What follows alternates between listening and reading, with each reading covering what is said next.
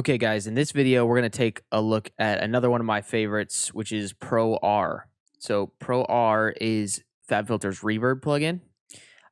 It's really awesome because of the shaping you could do with it. So, but for this one, I'm gonna show you a couple of different ways to use reverb to break up your rhythm and make it sound a little bit. I guess you could kind of say give your loop a little bit more flow and have it stand out a little bit more. So right here, let's take a look. Yeah, we'll zoom in right here and turn on the automation, and we'll solo this for right now. I guess I could play it for you right here. I have we're gonna do two different techniques. I have this loop right here. I'll turn this all the way down here.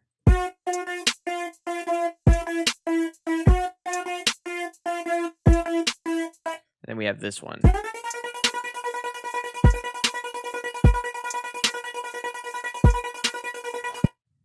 So we're gonna make both of these a little bit more interesting than what they already are. So what we're gonna do first is I'm probably gonna roll off some of these lows right here, give it a little high pass going.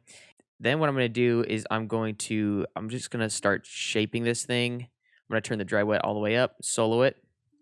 We'll loop this one first.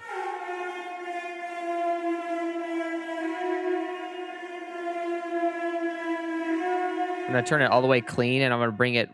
I want the most tone I can get out of this thing. So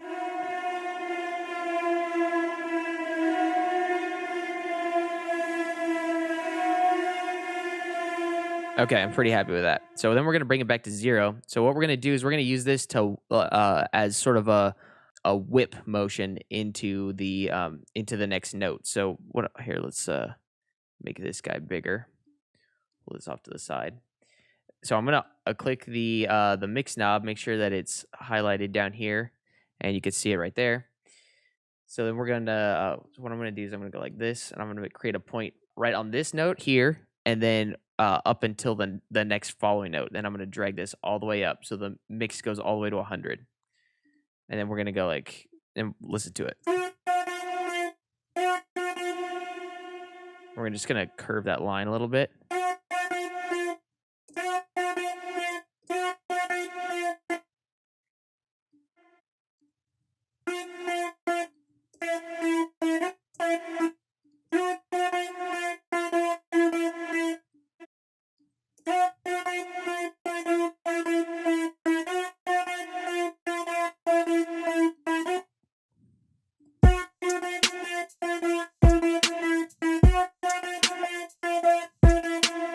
And you could even raise the bass line if you wanted to just bring these up right here and give it some bass line reverb. So it's got kind of a space to it, and then it has that huge influx of reverb.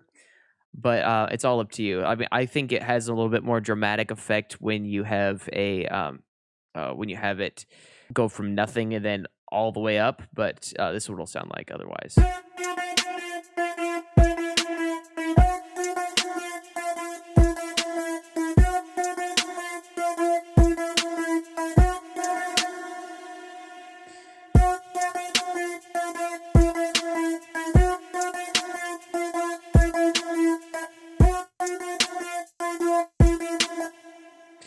So this next one we're gonna do is kind of similar. It is a we're just going to take certain chunks and bring it up to 100. So this is these are all 16th notes. I'm gonna do it right on that snare right there. I'm just gonna do it for that one beat. Just gonna bring it all the way up.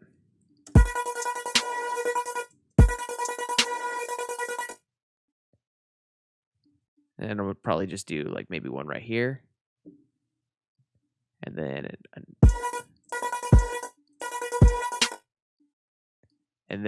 one right here.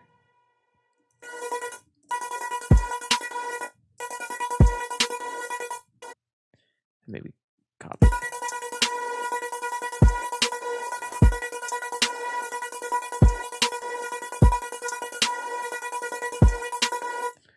pretty cool. It's really handy for, taking something maybe you like the way that that you've chopped a sound up into sixteenths and you want to make it move a little bit more, but you don't really want to shape the pattern differently. This is a really helpful tool.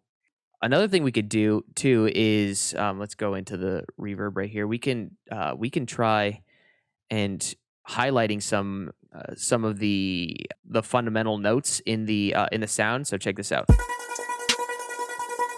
So I spot one here. So I'm gonna make one right there, and one right there.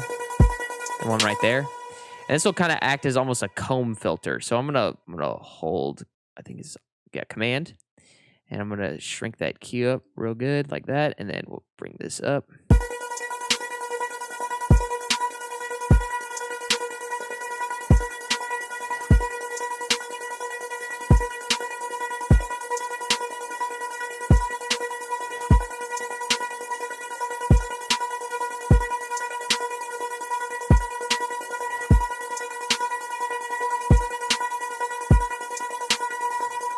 Over here.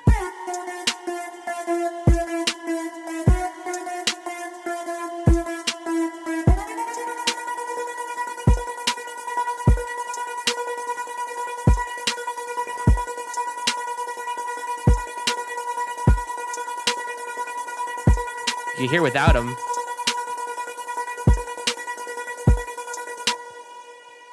Just adds a little bit extra tone. I mean, it all depends on what you're trying to do.